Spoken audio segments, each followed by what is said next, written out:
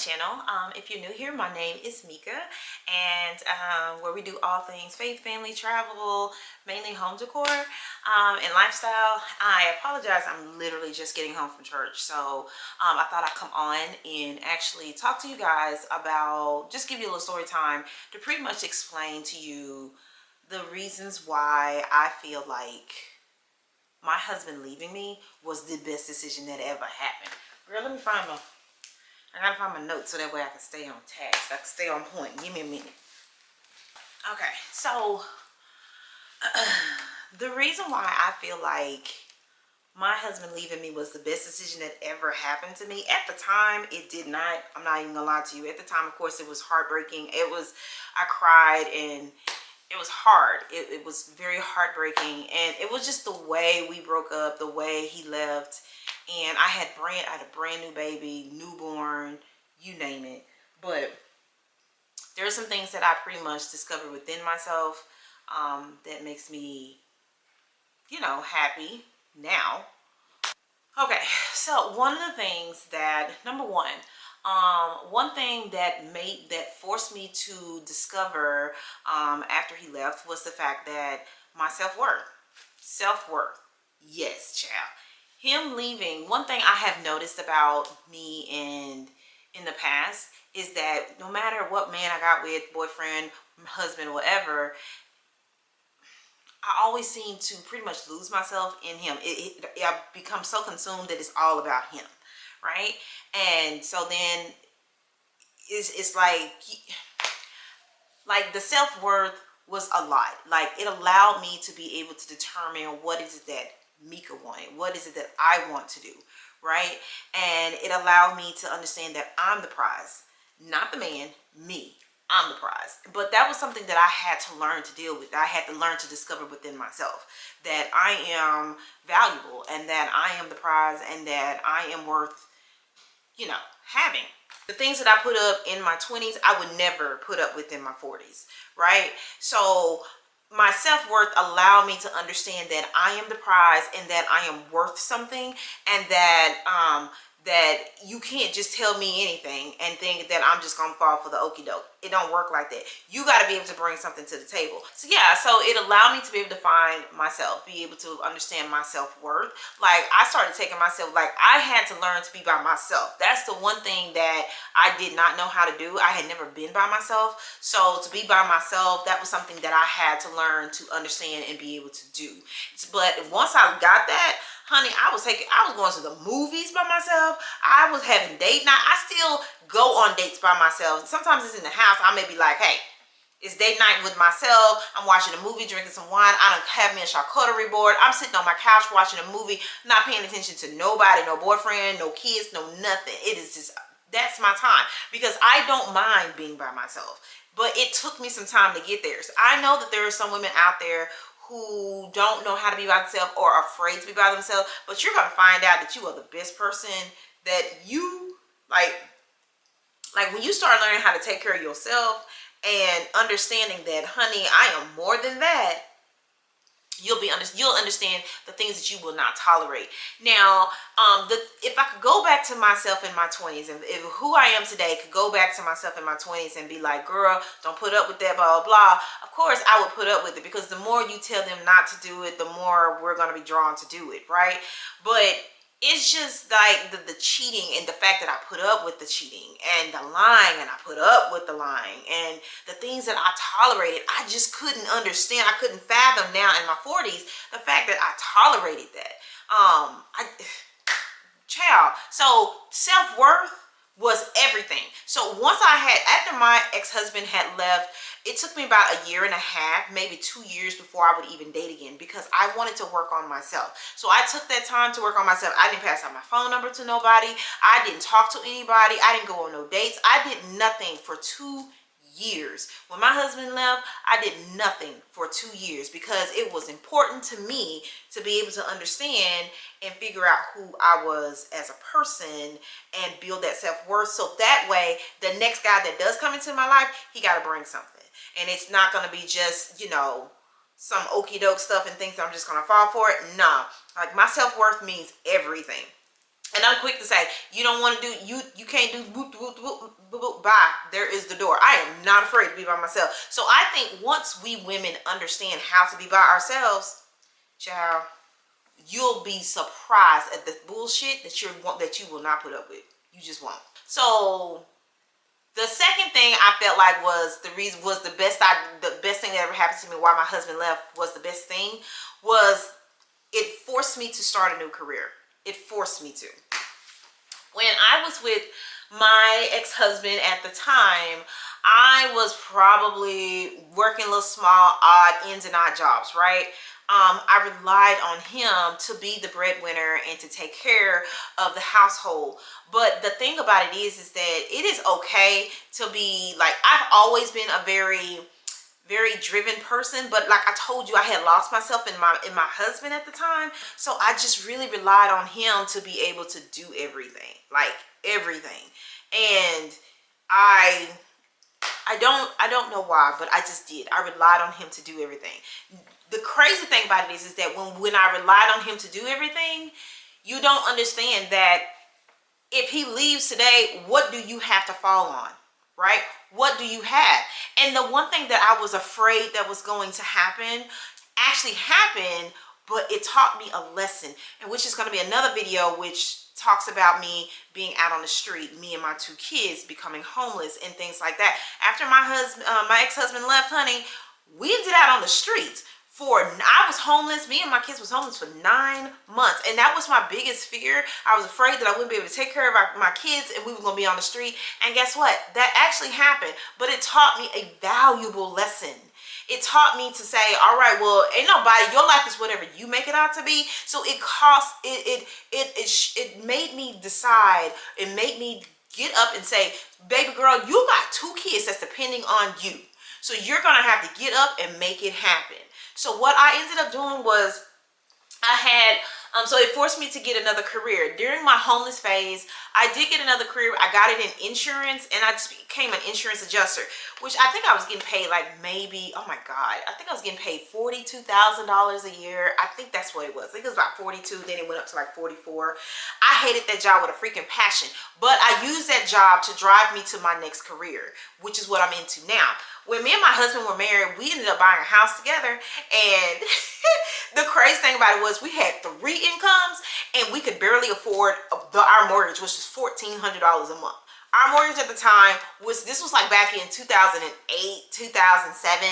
Our mortgage was $1,400 a month. We had 3 incomes, and we was barely making ends meet. We could barely pay that $1,400. It got to the point where we actually had to file for bankruptcy. Like, that's how bad it was. Girl, I wish today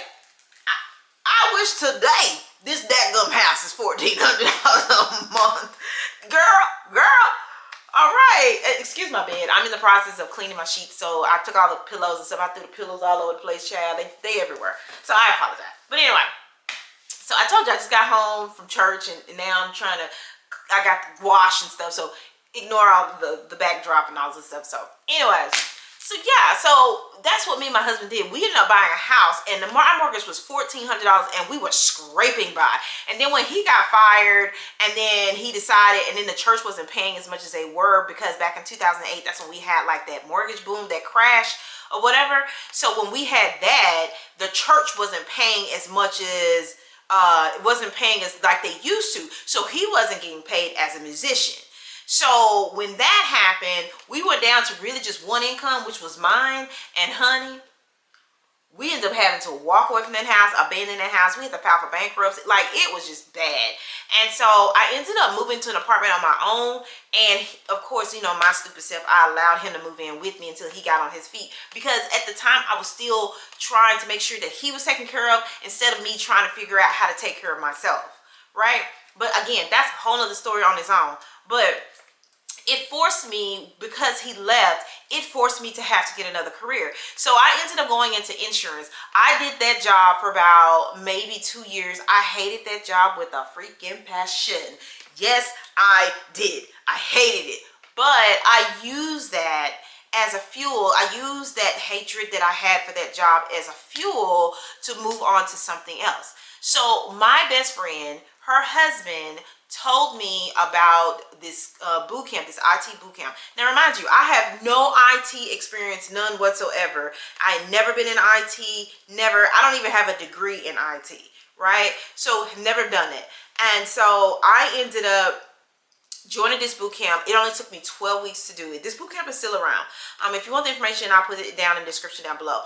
And you can take the courses online. We'll talk about that later. But anyways, so I ended up doing this 12-week boot camp. So you're going to learn how to code. You're going to learn how to move data, clean data, transform data. You're going to learn how to create visualizations based on the data. All of that, all the things that is popping right now, like right here, I'm going to put right here for you. Look at the careers. Look at how much money you could possibly make in data analytics. Look, just take, well, put it over here. Take a look. Look at how much money you can seriously make in data analytics. So when you see Power BI, you see SQL developers, you see ETL, data warehouse, all that stuff, all of that is data analytics, business intelligence. And let me tell you something, you can be making 6 figures a year, and it doesn't even require you to have a college degree. It does not. So my best friend, my best friend's husband told me about this boot camp that would teach me everything that I need to know, and I could be making 6 figures. And I was just like, nah, no, what's the catch? Because nothing is that easy, right? Well, don't get me wrong, the boot camp was not easy. So what I ended up doing was I ended up getting my tax return. Now back then, honey, I was getting tax returns, and it was like, child, back then I used to get like $9,000 in tax return. Yeah, we ain't gonna talk about what we get today. We gonna talk about what we owe every year. Just know that the more money you make,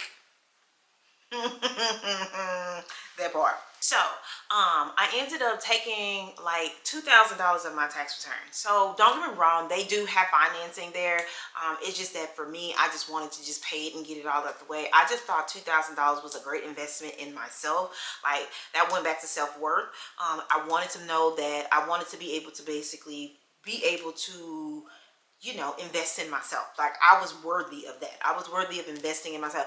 I didn't want to go out and buy a new TV for my tax return, getting new TVs and getting a new car, because that stuff is not going to help me pay my daggone bills. So when, you know what I'm saying, after being homeless and things like that, I had no other choice. So I ended up taking $2,000 of my tax return, and I went and I bought me a laptop, and I enrolled in the class, right? So, and at the time, don't get me wrong, I was already out of my homeless phase. I was already in an apartment, but honey, we was staying in an apartment that was the lowest of the lows, because when you have, when you get evicted and stuff like that from your apartment, like, that's stuff go on your rental credit or your rental history. And so I had to go to those, you know, them second chance apartments. And so when I did that, I was staying in an apartment that was the lowest of the lows. It was the worst. Like, it was so bad, I wouldn't even let my baby boy go out and play. He had to go on the balcony and play where I could watch him, because it was just, I was there for 11 months and then I left. So I ended up treating it like a second job. So I went to work every day. So I enrolled in the class, and the class is like on Tuesdays and Saturdays. So it's Tuesday night, Saturday mornings. And they basically teach you, like I said, how to code, how to clean, transform, move data. They teach you how to basically create reports to visualize the data. They teach you all of that stuff. They teach you about Power BI, Tableau, Click, all of the data analytics, business intelligence stuff that you need to know. They'll teach you, and they'll do it in 12 weeks. And then I ended up enrolling into the second phase of it, which was going to be the hands-on. You don't have to do that. You can go and try to find you a job after that. It's just that I had so much knowledge in my head. It was like 5 years of knowledge, and I just didn't really know how to process it. So I needed that time I needed to be able to understand it, right? So I ended up enrolling, and I did that for like 6 weeks, and I ended up doing the IPVC portion where it's like the hands-on training. And so I did do the hands-on training, and once I finished that, then I was like, all right, now I'm ready. I get it, right?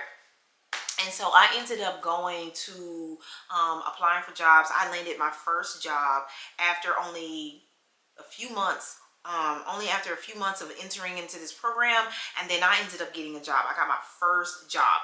Now interviews, I never struggled with interviews. Interviews I've always been great at because my personality is just really bubbly, But but anyway, so interviews I don't have a problem with. As long as I can understand what it is that I'm talking about, honey, I can talk your ear off and I can talk about anything you want me to talk about. So interviews was never a problem for me. But they do also do like instructor mocks and help you with that. They help you with your resumes. They help you create that. Like they put you on the market. They apply for jobs for you. Everything. This bootcamp does everything.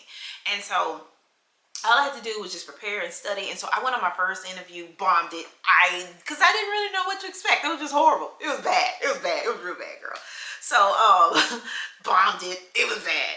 So, but after that first interview, I knew what to expect. I knew how to prepare. I knew how to study for my interviews and things like that. And it only took me like 4 tries and I landed a job. I went from making $42,000 a year to $96,000 a year. That was the most money that I had ever made in my life. All because I invested $2,000 in myself. After that, my world changed. It completely 100% made a complete 180, not 360, because that's a full circle. I'm not trying to land back in the same position I was in.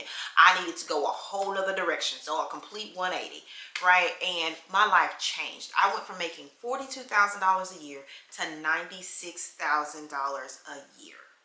Literally because I decided to invest $2,000 in myself and gave myself 12 weeks. Actually, it was 18 weeks, really. I gave myself 18 weeks. That, my good friend, is what, 6 months? So I gave myself 6 months, and I know some people are like, well, I don't have 6 months. I honestly and truly, I applied for housing. I applied for what you call that, the thing where they allow your babies to stay in daycare and they'll pay for it. So I applied for that, but there was a waiting list. I didn't have a year or 2 years or 3 years to wait to get my name called. I couldn't. But once I started making $42,000 a year, I was no longer eligible to apply for Section 8. I was no longer eligible for food stamps. I was no longer eligible to do all this other stuff. But when I became homeless, I applied for all of that stuff before I became homeless. When I was only making $26,000 a year, I applied for that stuff. But getting on that waiting list to be on housing and things. And another thing was that I didn't want to be on housing because my sister has been on housing all my life. All of my son's life, and not my son, all of her son's life. And that's just not that wasn't what I wanted to do. And I don't shame her for that. She's just doing the best that she know how. But I didn't want to fall victim to that because I also have another sister who's on my dad's side, my stepsister, she's on housing. I didn't want that. That was a chain that I was trying to break. I didn't want that. So I wanted to do better. That's the reason why once I became homeless, I ended up getting another job and I ended up doing insurance, making $42,000 a year. So all of that stuff, food stamps, all that became null and void. I was no longer eligible for that, which is fine, but I didn't like the job. I didn't like it. It still wasn't me. It wasn't what I wanted to do. So when I decided to go ahead and and so I stayed there because I hated the job, because I knew if I left that job and went somewhere else and I liked it, I was going to become complacent. So I needed to stay at that job that I hated so much because I knew it was going to drive me to to complete my schooling in IT, right? Now, the thing about it is that when I was working in the insurance world and going to school at the same time, I would study on my lunch break. I'd be doing my homework and things. I would be practicing interviews on my way to work and things like that. So my thing was that they'll say, hey, Mika, do you want to go out to lunch with us?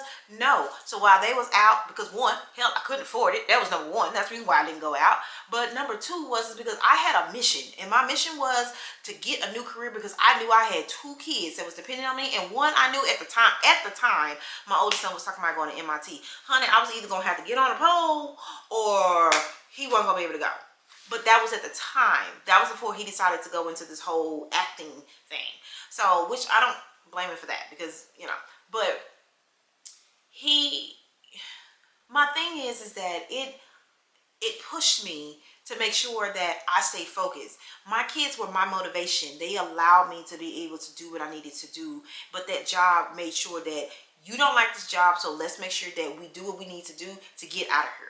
right? And so that's what I did. So while everybody was going out to lunch and things like that, and hey, let's go to lunch, but I was in that break room with my headphones on, and I was doing my homework, and I had I used to bring a backpack to work with me every day. I had my notebook, and honey, I was sitting there writing notes and stuff, and that was what I was doing. I was trying my hardest to get out of that job. So once I did start making 96, once I got an offer for $96,000, while you was going out to lunch, you still back at that job making 42. Well, now I have progressed and moved on to making 96. Now, I don't look down on nobody, but that just wasn't for me. This was something that I wanted to do for myself. I wanted to be successful within me. I wanted to reach levels that I knew that I could. And so that's what I did. And so now, after moving from that job, I ended up going to another job where I was making over $100,000 a year. Now I can work I can work a full-time job and a contract job making $200,000 a year. So the thing about it is that all because I invested $2,000 of my own money in me. You know what I'm saying? That forced me to do a career change. And I don't think that would be something I would have ever done had my husband still been there. No. Number 3, the third thing that I felt like was the best thing that ever happened to me when my husband left, it made me focus on my credit. So, like I grew up in a family where we didn't talk about credit, we didn't talk about money. It's a typical black family. We just didn't. And there's this book out that's called Rich Dad Poor Dad, which is fine and it's good, but I don't read. I got the book, but I didn't really see it the way other people saw it. I started reading other books and that helped me, and I love to read self-help books. I love those, and I love about investing, not investing, but well, investing in real estate. And so my boss, who is my boss, he is into real estate, and so he is encouraged me. Like, God will put people in your life and line people up in your life, and you don't know what for, but then it comes back full circle, and then you find out why certain people are in your life for a reason. This man is such a huge mentor and motivator for me. So when I found out that he was my age, we both graduated the same year, and he's my age, and you're already living in this $700,000 home, you driving a Maserati, here I am rolling around in a Kia. Your life is whatever you make it out to be. So, in order for me to make my life whatever I want it to be, once I got that job making $96,000, I did not move. I did not buy a new car. I didn't do any of that. For at least the first year, I did not move. I did not buy a new car. The only thing I did was pay down all my debt so that way I could fix my credit. That's what I did. It was important to me because I didn't want to start making a whole lot of money and then just go spend it all, because then you're just falling back into the same trap. You're still living paycheck to paycheck even though you're making 6 figures. That's stupid, right? So for me, it's a mind thing. I stayed in my same house. I drove the same car. So while all my coworkers, because they're making $100,000s and all of that, and yeah, now that I'm up there with them, they all driving around. And one chick, she was driving a Lexus. Another person, she's driving a BMW. Another person, she's driving a Mercedes. Honey, I parked that Kia Rio right between that Mercedes and that daggum BMW. That Kia Rio hatchback was right there. It definitely was. I remember one time we was all going out to lunch. See, I can go to lunch then, girl. So we was all going out to lunch. And they were talking about how when the car will put in reverse, you could see the top of her car. Why do I need to see the top of my car when I put the car in reverse? Like, it has the backup camera and it'll show the sides, the back, and it also show the top. What the hell? We can't back. What's on the top of the car that will keep me from backing up? Like, I don't understand that. To this day, I don't understand it. And so they were talking about, oh, my camera has that, and da-da-da. And so they was like, well, they call me Renee in the field. They was like, Renee, what's your camera look like when you back up? Girl, put it in reverse. That's what it looked like, me breaking my daggum neck so I can see, because I didn't have no camera, because I had a Kia Rio. That's what I had a Kia Rio hatchback. So when I put it in reverse, make sure ain't nobody back there. You know, check it. That's what I had to do. That's what I was doing. So, you know, and I wasn't afraid to tell them, boo-boo, use my neck. I don't have no camera. I ain't got that. I ain't fancy yet. Even though I'm making the money, but it was more important for me to get my credit together, because I knew eventually I was going to want to go into home ownership.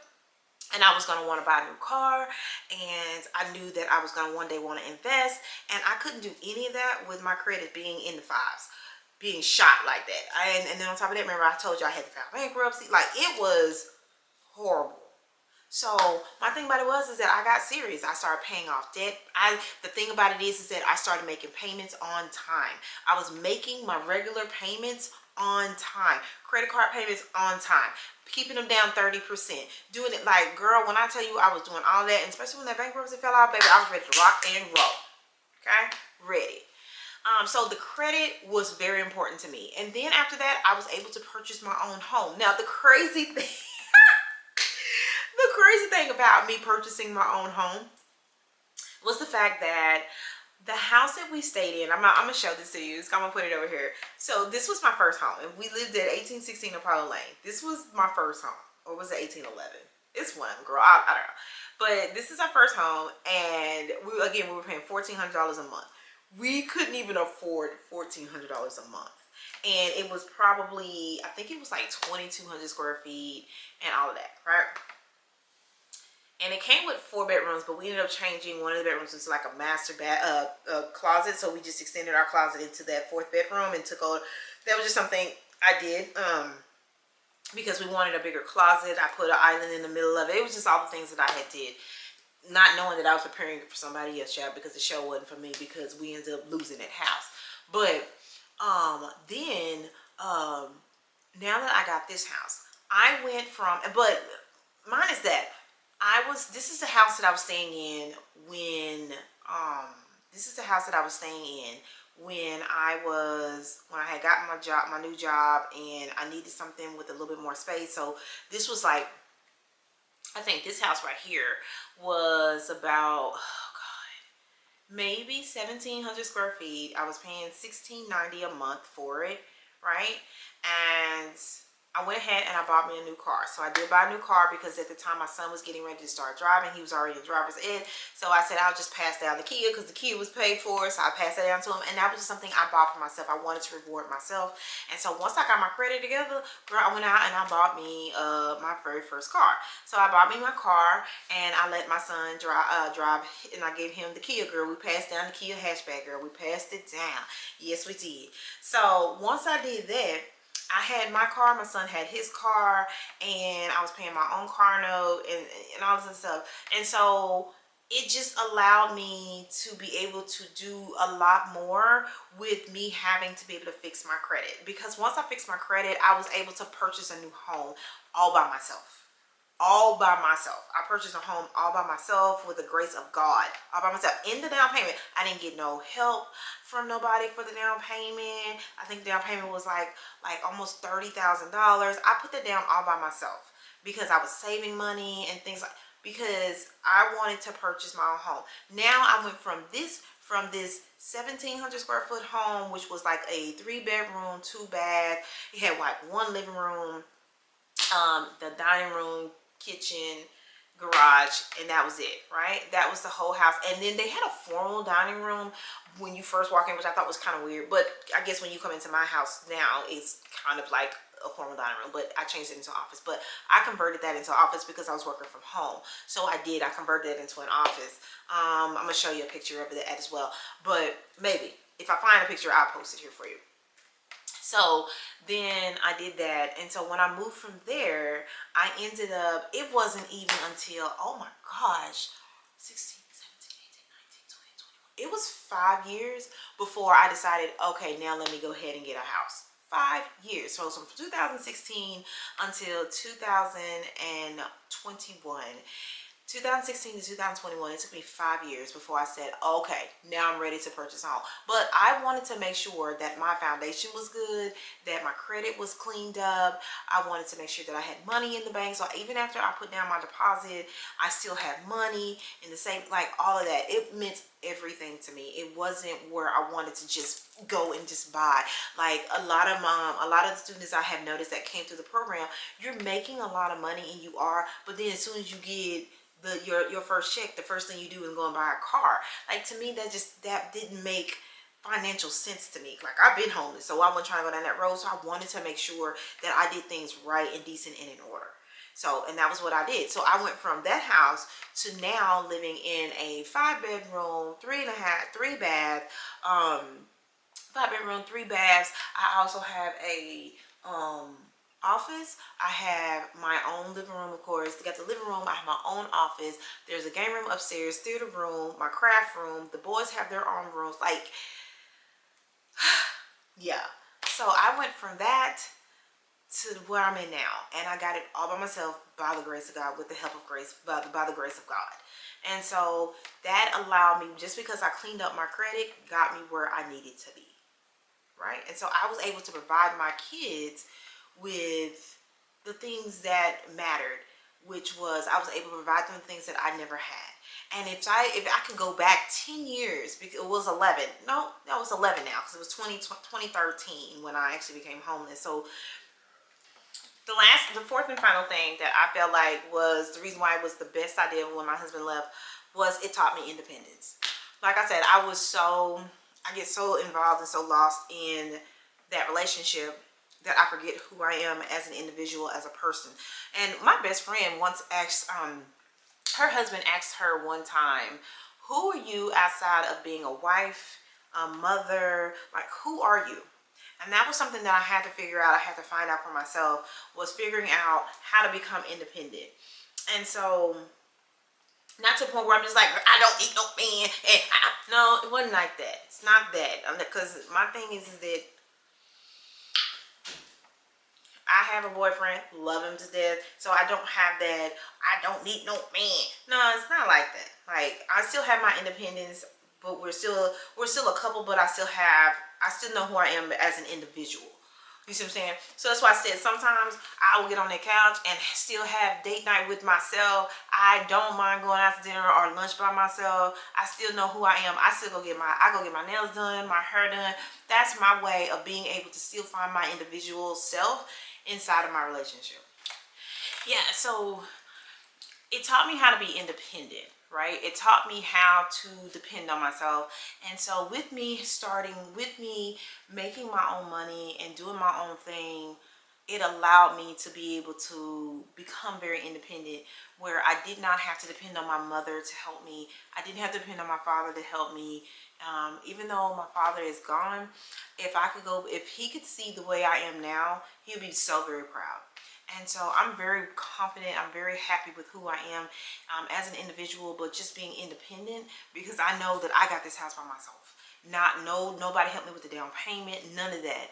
And I'm grateful for that. Now, I allow him to still do what he needs to do as a man, but I still am an independent woman of my own, which means that I make my own money. And so I don't rely on him to only be the breadwinner. I allow him, I like bringing things to the table. This is my thing. We as women, I have this one chick that I know. She'll say real quick, you know how we had that list, girl, that list that we got, where he got to be bright, he got to be tall, okay. So with her, she's like, well, he got to make 6 figures. He's got to be tall. He's got to have his own. He got to have his own car. He's got to make, all these things. And so that's the crazy thing, because when I was in my 20s, I had that exact same list. I want a tall man. I want him to have his own. I want him to make 6 figures. I want him to blah, blah, blah. But this is the thing. How am I asking him to make 6 figures, to be tall, to have his own? And back then, when I was in my 20s, I was sleeping on my best friend's couch with me and my son. I'm not tall. I didn't make 6 figures. So how can I ask him to bring something to the table when I'm not bringing it to the table? So what I'm saying is this. I have learned to become independent, so that way I can be his helpmate. So that way, if anything happens to him financially, I got us.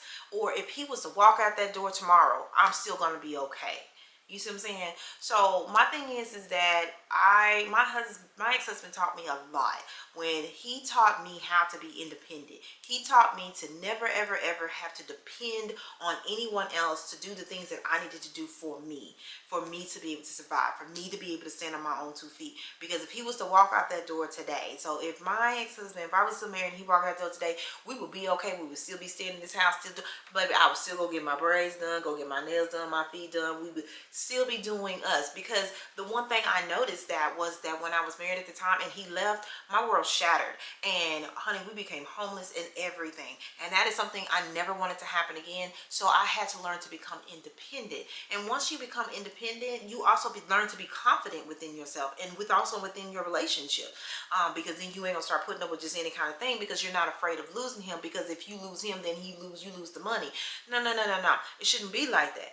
Start becoming independent within your relationship. So that way, if this nigga get to acting a fool and wants to walk out today, you can still stand on your own and be able to take care of what you need to take care of. And so these are the things that I felt like was the reason why I felt like when my husband left me, this was the reason why that was the best thing that ever happened to me, because it taught me valuable lessons. At the time, I didn't understand those lessons, or at the time, I wasn't trying to hear that.